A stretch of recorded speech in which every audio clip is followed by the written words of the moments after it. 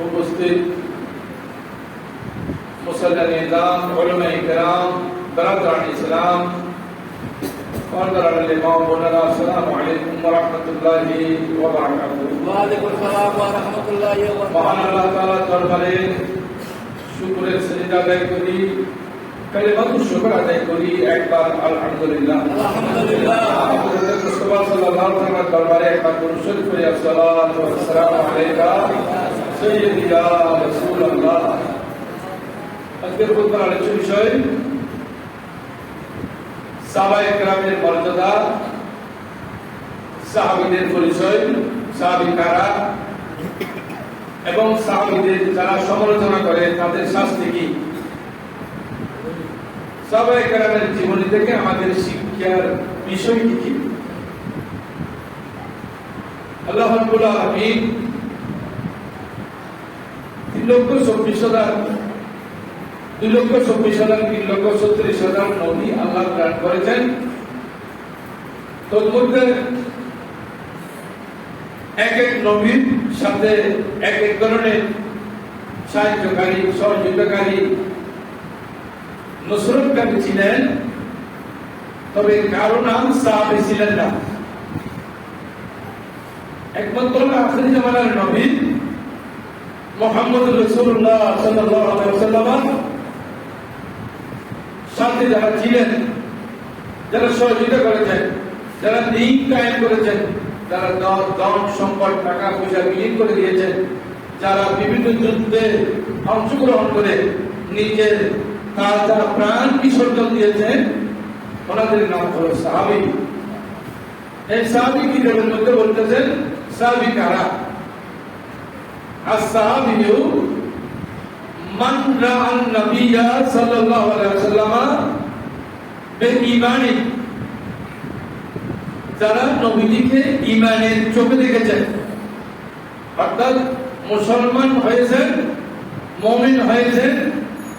মুমিন মুসলমান হওয়ার পরে নবীজিকে যারা দেখেছেন সচক্ষে, তারা হলেন সাহাবী। সুবহানাল্লাহ, সুবহানাল্লাহ। স্বপ্ন যুগে যদি কেউ নবীজিকে দেখেন, তিনি সাহাবী হবেন না, তার নাম সাহাবী নয়।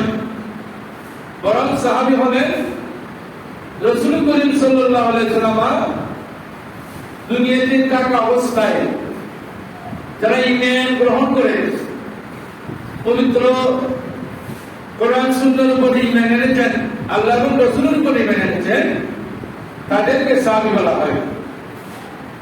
এখন ওই সাহাবীদের মর্যাদা কেমন?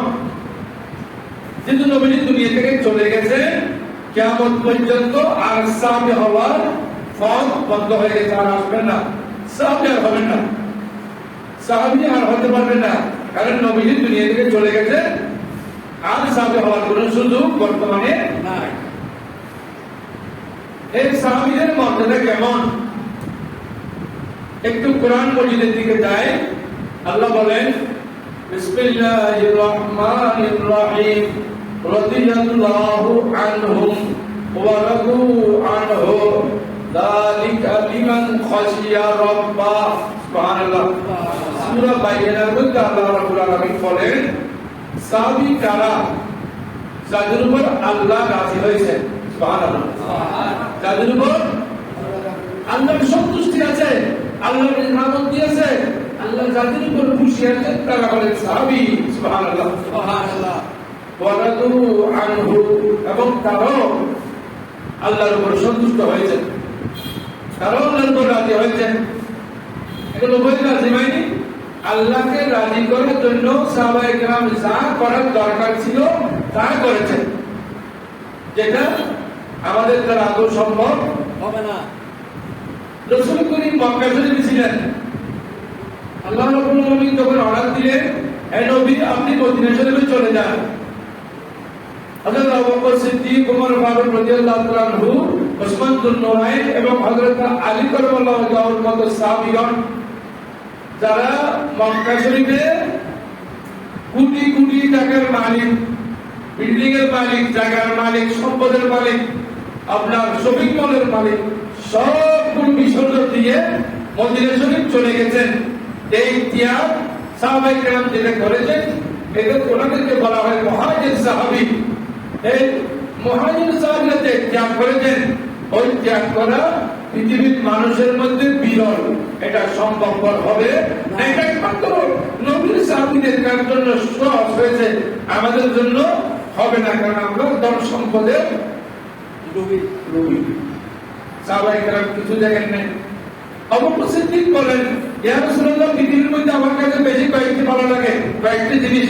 তার মধ্যে একটি হলো আন-নাযরুল্লাহ ওয়াজহিকা ইয়া রাসূলুল্লাহ। ইয়া রাসূলুল্লাহ, আপনার নুরানি চেহারা মোবারক দেখে দেখা, এটা আমার কাছে সবচেয়ে ভালো লাগে। আল্লাহ দরবারে কো আনাদত বল সিদ্দিক কে লিয়ে খোদা কে রাসূল মসজিদের মধ্যে এসেছে, যে এখানে শহরে কম, গ্রামে গঞ্জে শীতকালে যদি কেউ হাড়িতে নিয়ে বের হয়, কেউ পাতি নিয়ে বের হয়, বাগানে ফোকা আছে, পাতির মধ্যে ভরে, পাতির মধ্যে ফোকা ভরে বলে ফোকা মারা যায়। কেন? ফোকা হলো আগুনের আসে, আগুন যখন দেখেছে সে মরবে না, বাঁচবে, আর দেখে নেই। বাইর থেকে ফোকা আসে, সেখানে ভরে ভরে ফোকা মারা যায়। ফোকা মরবে না, বাঁচবে, যেমন দেখেন না। আবু বকর সিদ্দিক রাদিয়াল্লাহু তাআলা রাসূলকে দেখার জন্য আমি কি মরবো না বাঁচবো, সাহাবায়ে কেরামের মধ্যে অনেক সাহাবী, নয় শুধু সাহাবায়ে কেরামের এইভাবে ছিল। এমনকি হযরত আবু বকর সিদ্দিক বলেন, ইয়া রাসূলুল্লাহ, আপনার নুরানি চেহারা মোবারক না দেখলে আমার ভালো লাগে না, আমার সবচেয়ে ভালো লাগে আলহামদুলিল্লাহ ওয়াজহিকা ইয়া রাসূলুল্লাহ, আপনার নুরানি চেহারা দেখে দেখে আমার খুব ভালো লাগে। বড় করে বলি সুবহানাল্লাহ। এই জন্য অন্য সাহাবীদেরকে এক পাল্লায় দিলেন, হযরত আবু বকর সিদ্দিক এক পাল্লায় দিলেন। আল্লাহু আকবার, বলেন আল্লাহু আকবার। হযরত আবু বকর সিদ্দিকের মর্যাদা এত বেশি যে অন্য সাহাবী এক পাল্লা, আবু বকর সিদ্দিক এক পাল্লা। আবু বকর সিদ্দিকের অনেক গুণ। একদিন মায়ের সিদ্দিক রাদিয়াল্লাহু তাআলা জিজ্ঞেস করতেছেন, ইয়া রাসূলুল্লাহ, যে চাঁদের আলোতে আল্লাহ রাসূলের সাথে বসে আছেন, স্ত্রীকে নিয়ে চাঁদের আলোতে, যেখানে মানুষজন দেখে না, মানুষজন দেখে না, সেখানে বসা সুন্নত। আল্লাহ রাসূল হযরত মায়ের সিদ্দিকা সহ বসেছেন চাঁদের আলোতে। হঠাৎ করে মায়ের সিদ্দিকার নজর গেছেন আসমানের দিকে। ইয়া রাসূলুল্লাহ, এত কোটি কোটি তারকা, কি সুন্দর আসমান, কি সুন্দর, এত কোটি কোটি তারকা, কি সুন্দর লাগে। হঠাৎ করে হযরত মায়ের সিদ্দিকা প্রশ্ন করলেন, ইয়া রাসূলুল্লাহ, এই আসমানে যত তারকা আছে, এই তারকার মতো পৃথিবীর মধ্যে ইবাদত করেছেন এমন কোন সাহাবী আছেন? আল্লাহ রাসূল বলেন, নাম আছে। আল্লাহ হযরত কাজের থেকে জিজ্ঞেস করলেন, মান হুয়া, তিনি কে? আর তিনি হলেন ওমর আল ফারুক রাদিয়াল্লাহু তাআলা। বরকত বলি সুবহানাল্লাহ। দেখেন আসমানে কোটি কোটি তারকা নিহারিকা, এর মতো ইবাদত করেছেন পৃথিবীর মধ্যে আছেন কে? হযরত ওমর ফারুক রাদিয়াল্লাহু আনহু। তার মায়ের থেকে একটু চেহারা বলি করে ফেলবেন, কারণ উনি মনে করছেন ওনার বাবা হযরত আবু বকর সিদ্দিকের নাম বললেন। আল্লাহ রাসূল কিছুক্ষণ পরে বললেন যে চেহারা কেন মনে করছে? আর কেউ আছে? কাছে ভাই আবু বকর সিদ্দিক রাদিয়াল্লাহু তাআলা আমার সাথে যে হিজরত করেছেন, আমার সাথে হিজরত করার সময় গাড়ি সুরের মধ্যে আমাকে নিয়ে উঠেছেন, আমার সাথে ছিলেন। এই এক রাতের ইবাদত আমার সাথে হিজরত করেছেন, মক্কা শরীফ থেকে মদিনা শরীফ গিয়েছেন, গাড়ি সুরে আমাকে কাঁধে করে নিয়েছেন। আবু বকর সিদ্দিকের এক রাতের ইবাদত এক পাল্লায় দিলে, আর ওমর ফারুকের সারা জীবনের ইবাদত এক পাল্লায় দিলে, আবু বকর সিদ্দিকের এক রাতের ইবাদতের চেয়ে বেশি হবে। সুবহানাল্লাহ। মায়ের সিদ্দিকা খুশি হলেন। শুনলে ছেলে মেয়েরা যারা সুসন্তান, তাদের ভালো লাগে। আবার কতগুলো কুসন্তান আছে, মা বাবার প্রশংসা শুনলে ভালো লাগে, ওরা হলো কুসন্তান, ওরা সন্তান না, অসৎ অসৎ কোন সন্তান না। আল্লাহ আদায় করবে, আমিন। যাক, আমি একদমের কথা না, সাহাবায়ে কেরাম সম্পর্কে এগুলো এই টপিকটা আমি কেন রেখেছি, সাহাবায়ে কেরাম নিয়ে অনেকেই সমালোচনা করে। আসমানের তারকার সমান ইবাদত করা পৃথিবীর মধ্যে আর কোনো ব্যক্তি আছে না। অনেক তোমার ফারুক রাদিয়াল্লাহু নাম করেছেন। আবার আবু বকর সিদ্দিক এক রাতের ইবাদত করার চেয়ে আরো বেশি বলছেন, ওনার সারা জীবনের ইবাদত আবু বকর সিদ্দিকের এক রাতের ইবাদত এত বেশি। তো এগুলো কোথায় সাহাবায়ে কেরাম, কোথায় সাহাবী? আল্লাহ রাসূল এক সময় বলতে বলতে এক জায়গায় এত মুরাদের ব্যাপারে সাহাবায়ে কেরামের এত সম্মান ছিল যে আল্লাহ রাসূল একদিন বলছেন, আবু বকর ফিল জান্নাহ, ওমর ফিল জান্নাহ, উসমান ফিল জান্নাহ, তালহা ফিল জান্নাহ। এভাবে আল্লাহ রাসূল বলতে বলতে 10 জন সাহাবীর নাম বলে দিলেন, এই 10 জন সাহাবী জান্নাতে যাবেন। সুবহানাল্লাহ। কেন বললেন? জান্নাত কি রাসূলের? জান্নাত কার? কথা বলেন, কার? আল্লাহ কে বিরুদ্ধে নাযিল করেছেন? আমার ব্যস্ত হে মুহাম্মদ সাল্লাল্লাহু আলাইহি ওয়াসাল্লাম, তুমি কেমন করে দান করবা? এটা কি আল্লাহ নাযিল করেছেন? কথা বলেন, আয়াত নাযিল করেছেন? নয়, বরং আল্লাহ রাসূল যেটা বলেছেন যে 10 জনকে ব্যস্ত দিয়েছেন, আল্লাহকে সার্টিফাই করেছেন এই 10 জন ব্যস্তে যাবেন। সুবহানাল্লাহ। বাকি সাহাবীরা আল্লাহু আকবার, রাজুল অবস্থা দেখলে হযরত আমির হামজা রাদিয়াল্লাহু তাআলা উহুদের ময়দানে যুদ্ধে যাওয়ার জন্য যখন ডাক দিলেন, হযরত আমির হামজা রাদিয়াল্লাহু তাআলা আনহু আল্লাহ রাসূলের সাথে যুদ্ধের মধ্যে চলে গেলেন। উহুদ যুদ্ধে যারা হাজী সাহেব তারা জিয়ারত করতে গেছেন উহুদ ময়দানে।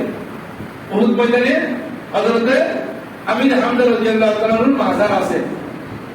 আমির হামজা রাদিয়াল্লাহু তাআলা জিয়ারত করতে গেছেন। উহুদ যুদ্ধের মধ্যে যুদ্ধ করতে করতে করতে করতে করতে করতে এমন অবস্থা হয়েছে, কাফিররা হযরত আমির হামজা রাদিয়াল্লাহু তাআলাকে 72 টুকরা করে ফেলছেন। ইন্না লিল্লাহি ওয়া ইন্না ইলাইহি রাজিউন। কয় টুকরা?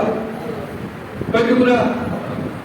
হিন্দা নামক একজন মহিলা হযরত আমির হামজা রাদিয়াল্লাহু তাআলা আনহু কলিজা মোবারক নিয়ে আপনার বক্ষণ করা আরম্ভ করেছে যে অনেকদিন পরে ওনাকে দুনিয়া থেকে বিদায় করলাম আর ওনার কলিজা আজকে খাওয়ার সুযোগ হয়েছে। এই সাহাবী রাসূল করিমের প্রেমে পড়ে, ইসলাম ধর্মের প্রেমে পড়ে যুদ্ধ করতে করতে 72 টুকরা হয়ে গেছেন। 72 টুকরা একত্রিত করে আল্লাহ রাসূল 72 টুকরাকে একত্রিত করে উহুদের ময়দানে দফন করেছেন। বলে সুবহানাল্লাহ। দফন করেছেন তাই নয়, দফন করার পরে কয়েকদিন পরে বা কয়েক মাস পরে সেখান থেকে অন্য জায়গায় নিয়ে যাওয়ার জন্য সব সাহাবায়ে কেরাম রেডি হয়েছেন, যেখানে উহুদের ময়দানে না রেখে আমরা ওদিকে নিয়ে যাব। আমির হামজা রাদিয়াল্লাহু তাআলা এই লাশ মোবারক যখন নিয়ে যেতে যাচ্ছে, পুরো উহুদ পাহাড় একটা নয়, এখানে বিরাট একটা উহুদ পাহাড়, এটা এখন তো ভেঙে গেছে অনেকগুলো। এই পুরো উহুদ পাহাড় উহুদের ময়দানটা পুরো নড়াচড়া করা আরম্ভ করেছেন, কম্পন করা আরম্ভ করেছেন। বলে সুবহানাল্লাহ। এই উহুদ পাহাড় আল্লাহ রাসূল জিজ্ঞেস করলেন, এমন করে কেন? ভাইনি নহিব্বু ইয়া রাসূলুল্লাহ, আমি পাহাড় হই, আমার প্রাণ নেই, কিছু নেই, আমি জড় পদার্থ হইও। আমির হামজার সাথে আমাদের মহব্বত আছে, আমির হামজাকে এখান থেকে দিতে পারবেন না, আমির হামজাকে এখানে রাখতে হবে। সুবহানাল্লাহ। মহব্বত করতেছে কিসে? মহব্বত তো মানুষও করে, চিনে করে, ফেরেশতার সাথে মানুষের হয়, চিনের সাথে মানুষের হয়। এখন মহব্বত করতেছে পাহাড় কোনো প্রাণ নেই, পাহাড় কিছু নেই, তারপর পাহাড় মহব্বত করে কেমনে? ওই যারা আল্লাহ ওয়ালা মানুষ তাদের জমিন, তাদেরকে সব জমিনে মহব্বত করে। সুবহানাল্লাহ। আসমান জমিন দুনিয়ার সব জিনিসের সাথে ভালোবাসা রাখে। সুবহানাল্লাহ। আপনারা জানেন পানির উপর মসল্লা বিজয়ী নামাজ পড়তেন কে পড়তেন? হাসান বসরি। কে বলতেন? হাসান বসরি। পানির উপর মসল্লা বিজয়ী নামাজ পড়তেন। কেউ বিশ্বাস করবে, কেউ করবে না। আপনি বিশ্বাস করেন না করেন কিছু নাই, এরা আল্লাহ ওয়ালা মানুষ, তারা আগুন পানি বাতাস দুনিয়ার সব জিনিস তাদের কথা শুনতে পাইতো, তাদের খেদমত করতে পাইতো এবং তাদেরকে মহব্বত করে যারা আল্লাহওয়ালা রসুলওয়ালা যারা আল্লাহ রসুলের প্রেমিক তাদেরকে আকাশ বাতাস দুনিয়ার সব জিনিস মহব্বত করে। আল্লাহ রসুল গরমের টাইমে কোনখানে গেলে আকাশ মেঘ এসে ছায়া দিত, যেদিকে যায় ছায়া সেদিকে যায়, সেদিকে যায় ছায়া সেদিকে যায়। ছায়া তুমি এদিকে যাও কেন? তুমি তো জড় পদার্থ, আমি জড় পদার্থ হলে কি হবে? আমি তো রসুলের উসিলায় দুনিয়া দেখেছি, আমি রসুলের উসিলায় এসেছি। রসুলের সেবা করা আমার উপর ফরজ। রসুল যেদিকে যায় আমি সেদিকে ছায়া করব। হযরত ওমর ফারুক রাদিয়াল্লাহু তাআলা নীল নদীর মধ্যে যদি সুন্দরী মহিলা বলি দেওয়া না হতো পানি পাওয়া যেত না। সুন্দরী মহিলা সুন্দরী মেয়ে বলি দিলে তখন পানি পাওয়া যায়। নীল নদী না হয় নীল নদী পানি দেয় না।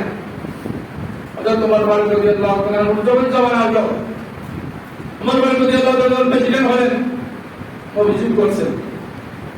অভিযোগ করে বলতেছে, ওমর ফারুক রাদিয়াল্লাহু তাআলা হুজুর, আমরা আমাদের পানি দরকার। নীল নদীর মধ্যে বলি দিলে একজন সুন্দরী মহিলা সুন্দরী মেয়ে যুবতী মেয়ে নীল নদীর মধ্যে বলি দিলে বলি এখানে মেয়েটা রেখে আসবে, মেয়েটাকে কে নিয়ে যাবে, পানি নিয়ে যাবে, কেমন করে করে বলি দিলে তখন পানি পায় না হয়, পানি পায় না।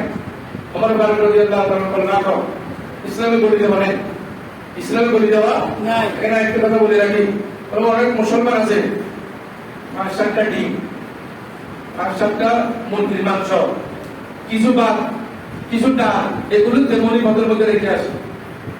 জায়েজ আছে? বড় করে বলেন না, সবাই বলেন না জায়েজ আছে? যুবকেরা বলেন জায়েজ আছে? এটা বলি, কিন্তু গরিব মানুষকে খাবার এগুলো, গরিব মানুষকে খাবার তেমনি পদে কেন দিয়েছেন? এটা বলি দেবো ইসলামে নেই। আমার বাড়ি বলে দিলেন, স্পষ্ট ভাষায় ঘোষণা দিলেন, কেউ বলে দিবে না, কতদিন কেমন করে পানি পাবো, একটা কাগজ নিয়ে একটা কলম নিয়ে আসো। হযরত ওমর ফারুক রাদিয়াল্লাহু তাআলা নদীতে চিঠি লিখতেছেন, কার কাছে? নদীর কাছে। আমরা তো আমরা বলি কেউ নদীর কাছে চিঠি লেখে ওদের ঢাকা লেগেছে, নদীর কাছে কি চিঠি? মানুষের কাছে চিঠি লেখে। ওমর ফারুক রাদিয়াল্লাহু তাআলা চিঠি লিখতেছেন নদীর কাছে, ইয়া বাহারু, নদীর কাছে লিখতেছে বাহারে, ইয়া বাহারু ইন কুনতে তাজরে বিআমরিল্লাহ ইন কুনতে তাজরে বিনফসিকা ফামা হাজাতা ইলাই। এই নদী, তুমি যদি নিজে নিজে পানি দিতে পারো তাহলে তোমার সাথে আমার কোনো কথা নেই। ওয়াইন কুনতে তাজরে বিআমরিল্লাহ, যদি তুমি আল্লাহর অর্ডারে পানি দিয়ে থাকো তাহলে পানি আল্লাহ এখনই পানি দান করো। চিঠি নিয়ে বলতে কি দেওয়া হচ্ছে, চিঠি নিয়ে মাত্র নদীর মধ্যে রাখছে, থেকে ওটার সময় পানি এসে গেছে। নদীর মধ্যে একদম শুকনো নদীর মধ্যে এই নীল নদীর মধ্যে চিঠিতে রাখছে মাত্র ওমর ফারুকের। ওমর ফারুকের এই চিঠি পাওয়া মাত্র নদী 1 সেকেন্ড দেরি করে নাই, পানি ভাগ করে চলে যাচ্ছে, উনি ভিজে গেছেন। সুবহানাল্লাহ, সুবহানাল্লাহ। ওই সাহাবায়ে কেরামের সাথে তুলনা করে আমাদের ইসলামের চিন্তাবিদরা, আমি চিন্তাবিদ করবো না, চিন্তাবিদ ওই সাহাবীর সাথে তুলনা করে অসৎ। আর ওমর ফারুকের সামনে, সাহাবায়ে কেরামের সামনে, ওমর আবু বকর সিদ্দিকের সামনে কোরআন শরীফ নাযিল করেছেন আল্লাহ। ওনাদেরকে আমাদের মত বলে সাহাবায়ে কেরামের গুলো কি? অথচ কিতাবের মধ্যে আছে আল হাদিসু হুয়া কাউলুর রাসূল ওয়া ফাইলি ওয়া তাকরিরিহি ওয়া কাউলুস সাহাবী ওয়া ফাইলি ওয়া তাকরিরিহি ওয়া কাউলুত তাবি ওয়া ফাইলি ওয়া তাকরিরিহি। অর্থাৎ সাহাবায়ে কেরাম রাসূল পাকের জবানে আগে যা বের হয়েছে, রাসূল পাকের যা নিবদ্ধ করেছেন, রাসূল পাক সাল্লাল্লাহু আলাইহি ওয়াসাল্লাম যা অনুমোদন দিয়েছেন সব হাদিস অনুরূপ সাহাবায়ে কেরামের কথা হাদিস, সাহাবায়ে কেরামের অনুমোদন হাদিস, সাহাবায়ে কেরামের লিখিত হাদিস, কাউলুত সাহাবী ওয়া ফাইলি ওনাদের কাজগুলো হাদিস, ওয়া তাকরিরি ওনাদের অনুমোদন হাদিস। অনুরূপ তাবিঈন যারা বলেছেন, তাবিদের কথা, তাবিদের কাজ, তাবিদের অনুমোদন হাদিস। ইমাম আবু হানিফা রাহমাতুল্লাহ আলাইহি একজন শ্রেষ্ঠ কারণের একজন তাবী। ইমাম আবু হানিফা রাহমাতুল্লাহ শুধু আমাদের ইমাম নয়, আমরা তো ভাগ্যবান ইমাম আবু হানিফা রাহমাতুল্লাহ আলাইহির কত হাদিস বর্ণনা করি। সুবহানাল্লাহ, সুবহানাল্লাহ। আর কোন ইমাম সাহাবী নন, তাবী নন, শুধু একমাত্র ইমাম আবু হানিফা রাহমাতুল্লাহ হলেন তাবি, আমরা যে নসিব, আমরা যে মাযহাবের অনুসারী তিনি হলেন তাবি। আল্লাহ রাব্বুল আলামিন কবুল করুন, আমিন। এরপরে দেখেন, আমি যদি সিটি বাংলার কাছে দেখি নদীর কাছে, এই নদী তুমি পানি দাও, নদী বলে পাগলে চলে গেল। আর আমার ফারুক রাদিয়াল্লাহু তাআলা আপনার দেরি করেন নাই, সিটি দেওয়ার সাথে সাথে পানি এসেছে। সাহাবায়ে কেরামের এক এক জনের বংশে এক এক ধরনের ছিল। সাহাবায়ে কেরামের সাথে তুলনা করে হযরত হানজালা রাদিয়াল্লাহু তাআলা যুদ্ধের মধ্যে হযরত হানজালা রাদিয়াল্লাহু তাআলা ডাক দিয়েছেন, এই হানজালা তুমি কোথায়? আইনা হানজালা? ইয়া রাসূলুল্লাহ, হানজালা নামা মা জাওজাতিহি। ইয়া রাসূলুল্লাহ, ডোন্ট মাইন্ড। হানজালা রাদিয়াল্লাহু তাআলা আনহু নতুন শাদী করেছেন, নতুন শাদী করে এই প্রথম রাত বিবির সাথে শুয়েছেন। ইয়া রাসূলুল্লাহ, উনি তো গলাতে ডাক দাও, রাসূলের ডাক দিয়েছে বলো, রাসূল ডাক দিলেন, হানজালা তুমি কোথায়? হযরত হানজালা রাদিয়াল্লাহু তাআলা এক মিনিট আর দেরি করে নাই, এই কুশল করার সময় পাই নাই, যুদ্ধের মাঠে চলে গেছেন। হযরত হানজালা রাদিয়াল্লাহু তাআলা যুদ্ধের ময়দানে যাওয়ার আগে বিবি অনেকে ধরেছেন, তিনি বলতেছেন, আজকে অনেকদিন পরে তোমার সাথে আমার সাথে সাথে বলে তুমি কোথায় যাচ্ছ? আমাকে রাসূল ডাক দিয়েছে, আমাকে ইসলামের পক্ষ থেকে ডাক এসেছে আমার কাছে, আমি এক মিনিট দেরি করতে পারবো না। কি বিবি, কি বাবা, কি আপনি শুধু রাসূলের ডাকের সাথে। আল্লাহ বলেছেন, ইজা দাআকুম ফাস্তাজিবু, যখন আল্লাহ রাসূল ডাকছেন তখন সাথে সাথে আপনার ডাকে সাড়া দিতে হবে। এই জন্য আমি ডাকে সাড়া দেওয়ার জন্য চলে যাচ্ছি। বিবি, আমি চলে যাচ্ছি। কোথায় যাচ্ছেন? কারণ দিনের জন্য যুদ্ধ করতে যাচ্ছি, রাসূলের ডাকে সাড়া দিয়ে আমি চলে যাচ্ছি, আমি এক মিনিট দেরি করতে পারবো না। হ্যাঁ, বিবি বলছেন, আমি আর আপনাকে বাধা দিতে পারি না, তো আল্লাহ যদি আপনাকে বাঁচিয়ে আনে তাহলে আলহামদুলিল্লাহ, যদি আপনি বেঁচে না আসেন আপনি আমাকে ব্যবস্থার মধ্যে আপনার সাথে নিতে হবে, আমি আপনার সাথে ব্যবস্থা যাবো এবং আপনার সাথে আমাকে আপনি আমার জন্য দোয়া করবেন, আমি যাতে আপনার সাথে ব্যবস্থা দিতে পারি। বিবি, হয়তো এটা আমার শেষ দেখা হতে পারে, আমি হযরত হানজালা রাদিয়াল্লাহু তাআলা এক সেকেন্ড দেরি না করে যুদ্ধের ময়দানে চলে গেছেন। ফরজ গোসল করার সুযোগ হয় নাই, ফরজ গোসল করতে 10 মিনিট 15 মিনিট সময় লাগবে। যুদ্ধের মাঠে গিয়ে যুদ্ধ করতে করতে করতে করতে হঠাৎ করে তিনি শাহাদাত বরণ করলেন, শহীদ হয়েছে। আল্লাহ রাসূল যুদ্ধের ময়দানে সব সাহাবায়ে কেরামের লাশ পাওয়া গেছে, কিন্তু হযরত হানজালার লাশ পাওয়া যায়নি।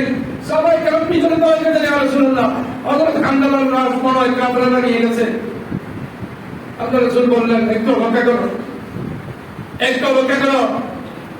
তখন থেকে ফেরেশতারা দেরি করে না, আসসালাতু ওয়াসসালামু আলাইকা রাসূলুল্লাহ, ফেরেশতারা আসমান জগৎ থেকে রাসূলের কাছে সালাম দিচ্ছেন, ইয়া রাসূলুল্লাহ, এই যে হানজালা এখানে, আল্লাহ রাসূল দেখবেন যে হানজালা এখানে আছে, হানজালা যেহেতু ফরজ গোসল দিতে পারেনি, শহীদ যারা যুদ্ধের ময়দানে শাহাদাত বরণ করে তাদের কোনো গোসল নেই, রক্তমাখা কাপড় চোপড় দিয়ে দফন করতে হয়।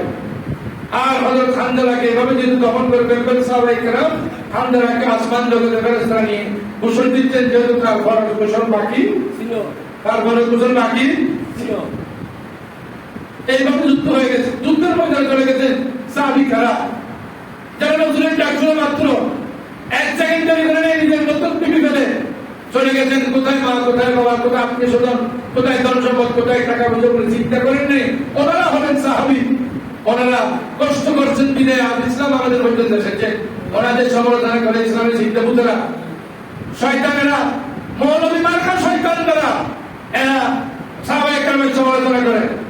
আর হাদিস শরীফে এসেছে, সাহাবায়ে কেরাম যদি এক মুষ্টি জব আল্লাহর রাস্তায় দান করে, এক মুষ্টি জব দান করেছে, সামান্য স্বর্ণ দান করেছে, এক মুষ্টি জবের সমান 70,000 বার আমি আপনি যদি দান করি, এই যে আমি আপনি দান করলে সাহাবায়ে কেরামের দানের মতো হবে না, বরং সাহাবায়ে কেরামকে আল্লাহ এমন ভাবে কবুল করেছেন যে সাহাবায়ে কেরাম যদি অল্প যদি আল্লাহর রাস্তায় দান করে অনেক কিছু, আর আমরা আল্লাহর রাস্তায় দান করলে ওনাদের সাথে আমাদের সাথে কোনো তুলনা হবে না। ইনশাআল্লাহ বাকিগুলো আগামী জুমায় আলোচনা করব। আল্লাহ রাব্বুল আলামিন সাহাবায়ে কেরামের যে আদর্শ, আল্লাহ রাসূলের থেকে যারা যে আদর্শ পেয়েছেন ওই আদর্শ নিয়ে ওনারা যেভাবে দুনিয়ার মধ্যে ইসলাম কায়েম করার জন্য চেষ্টা করেছেন, দিন কায়েম করার জন্য চেষ্টা করেছেন, মানুষকে কষ্ট দেন নাই, দেশের প্রেম নিয়ে কষ্ট করেছেন। আল্লাহ রাব্বুল আলামিন ওনাদের থেকে শিক্ষা গ্রহণ করার আমাদেরকে তৌফিক দান করুক, আমিন। ওয়া আখিরু দাওয়ানা আনিল হামদুলিল্লাহি রাব্বিল আলামিন। এখানে